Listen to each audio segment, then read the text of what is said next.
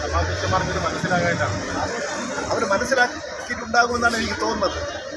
സഭാധ്യക്ഷന്മാരൊക്കെ ഈ കാര്യങ്ങളൊക്കെ നന്നായി പഠിക്കുന്നവരാണ്. സഭാ മേലധ്യക്ഷന്മാരൊക്കെ നല്ല തരത്തിൽ ഞങ്ങളുമായിട്ടൊക്കെ പല കാര്യങ്ങളും ചർച്ച ചെയ്യുന്നവരാണ്. അവർ തെറ്റായ നിലയിൽ ചിന്തിക്കുമെന്ന് ഞാൻ പ്രതീക്ഷിക്കുന്നു. വിമോചന സമരം കോൺഗ്രസിൻ്റെ നേതൃത്വത്തിലൂടെ നടന്നതാണ്. ഇന്ത്യയിൽ ആദ്യമായൊരു കോൺഗ്രസേതര ഗവൺമെൻറ് കേരളത്തിൽ അധികാരത്തിൽ വരും. ആ ഗവൺമെൻറ്റിനെ വെച്ചുമുറിപ്പിക്കില്ല. ആ ഗവൺമെൻറ് കൊണ്ടുവന്നിരിക്കുന്ന കാർഷിക രംഗത്തെ പരിഷ്കരണം അനുവദിക്കില്ല. അന്ന് ജന്മിമാർക്കും നാടുവാഴികൾക്കും പ്രമുഖന്മാർക്കും വേണ്ടി കോൺഗ്രസ് വിമോചനം നടന്നു. ആ വിമോചന സമരത്തിൽ അന്ന് അമേരിക്കൻ CIA നല്ല പിന്തുണയും സഹായങ്ങളും കൊടുത്തു. കോടിക്കണക്കിന് ഇന്നത്തെ 100 കോടി എന്ന് പറയുന്നത് ഇന്നത്തെ 10,000 കോടിയാണ് കോൺഗ്രസിന് പണം കൊടുത്തു.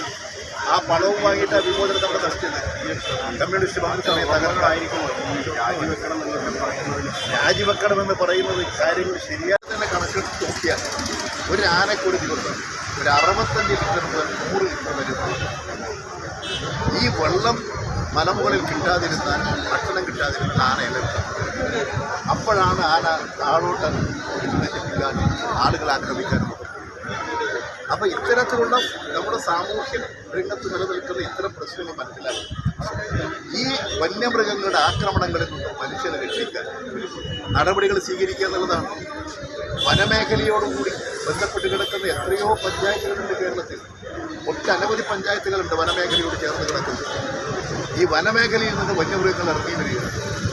അപ്പോൾ ഇതിനെ പ്രതിരോധിക്കുന്നതിന് വേണ്ടി ഇന്നുള്ള നിയമവ്യവസ്ഥക്കകത്തുകൊണ്ട് എന്തൊക്കെ ചെയ്യാൻ കഴിയും അതാണ് ഗവൺമെൻറ് ചെയ്യുന്നത്. അതുകൊണ്ട് ഈ വന്യമൃഗങ്ങളെ ആനയെ കണ്ട വെടിവെച്ച് കൊല്ലാൻ പറ്റില്ല. ആന വന്നാൽ ആന വരുമ്പോൾ അതിന് കാട്ടിലേക്ക് ഓടിക്കാനുള്ളത് ഇന്നത്തെ നിയമം കഴിഞ്ഞു. കമ്മീഷൻ വന്നിട്ടുണ്ട്.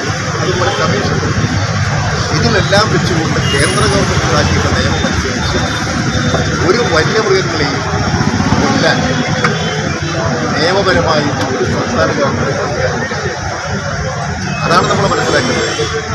നിങ്ങൾ ഇവിടെ ഇപ്പോൾ ഒരു പാമ്പിനെ തല്ലിക്കൊല്ലാൻ നിങ്ങൾക്ക് അധികാരമില്ല.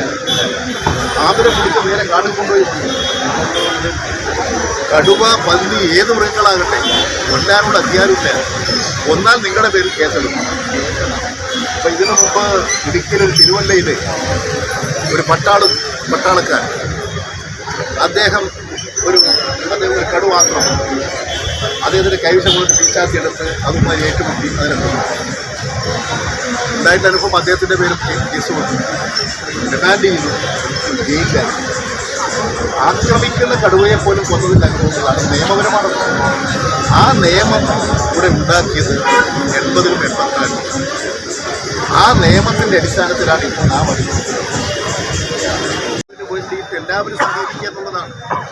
അതിന് പകരം രാജിവെച്ചാൽ പ്രശ്നത്തില്ല. ഇവിടെ ആന 2 പേരെ കുത്തിക്കൊന്നു. കഴിഞ്ഞ 16 മുതൽ ഏതാണ്ട് ഇതുവരെയുള്ള നോക്കിയാൽ ഏതാണ്ട് 190-190 ആളുകളെ വന്യമൃഗങ്ങൾ ആക്രമിച്ച് കൊല ചെയ്തിട്ടുള്ളത് ശരിയാണ്. ഭീകരമായിട്ടുള്ള ആക്രമണം തന്നെയാണ് നടക്കുന്നത്. ആ ആക്രമണങ്ങളിൽ നിന്ന് വന്യമൃഗങ്ങളെ നിരോധിക്കാൻ നിയമവ്യവസ്ഥ കടത്തിക്കൊണ്ടേ ചെയ്യും. ആദ്യം കേന്ദ്ര ഗവൺമെൻറ് ചെയ്യേണ്ടത്, കേന്ദ്ര ഗവൺമെൻറ് ഇപ്പോൾ പറയുന്നത് ഈ വന്യമൃഗങ്ങളിൽ നിന്നും രക്ഷിക്കേണ്ട അധികാരം സംസ്ഥാന ഗവൺമെൻറ്റാണ്. വന്യമൃഗങ്ങളിൽ നിന്ന് രക്ഷിക്കേണ്ട അധികാരം, ജനങ്ങളെ രക്ഷിക്കേണ്ട അധികാരം സംസ്ഥാന ഗവൺമെൻറ് തന്നെയാണ്. കേന്ദ്ര ഗവൺമെൻറ്റിന് ഇതിനെ സംരക്ഷിക്കാനുള്ളതാണ് അവരുടെ നിയമം. ആ നിയമമാണ് അവർ മാറ്റേണ്ടത്. ആ നിയമം മാറ്റാതെ വന്യമൃഗങ്ങളിൽ നിന്ന് ജനങ്ങളെ രക്ഷിക്കാനുള്ള അധികാരം, അതാണ് ഇന്നലെ കേന്ദ്രമന്ത്രി പറഞ്ഞത്, സംസ്ഥാന ഗവൺമെൻറ്റിൻ്റെ അധികാരമാണ്. എല്ലാവരെയും രക്ഷിക്കേണ്ട അധികാരം കേരളത്തിലെ സംസ്ഥാന ഗവൺമെൻറ്റിനുണ്ട്. അതാണ് ഞങ്ങൾ നിർവഹിച്ചുകൊണ്ടിരിക്കുന്നത്. അതുകൊണ്ട് ഇതിൽ എല്ലാവരും സഹകരിച്ച് ഏതെങ്കിലും പാർട്ടി നോക്കിയിട്ടോ പാർട്ടി പ്രശ്നങ്ങളോ ഒന്നുമല്ലത്. ഇതൊരു പൊതു പ്രശ്നമാണ്. ഈ പ്രശ്നങ്ങളെ പരിഹാരം കാണാൻ എല്ലാവരും സഹകരിച്ചുകൊണ്ട് പ്രവർത്തിക്കുക. പഞ്ചായത്തുകളിൽ എങ്ങനെയൊക്കെ ഇതിനെ പ്രതിരോധിക്കാൻ